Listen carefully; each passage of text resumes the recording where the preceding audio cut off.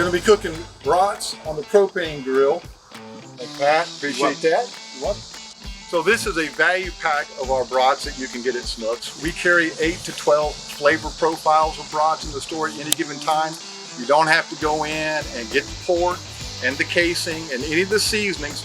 It already comes prepared like this, so it's really easy to do. You can just open them up and put them on the grill. The grill temp's going to be about 350.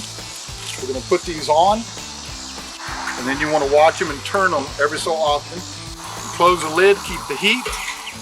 About 2 or 3 minutes, you want to check them when they start to get that nice grill mark on them. You turn them over. You keep turning them over till the internal temperature is 165, and then they're ready to come off and eat.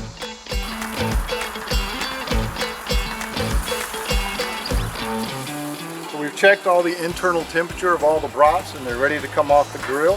Thank you, Pat. These are going to be delicious. And then, as every chef knows, every cook knows, this extra one is mine.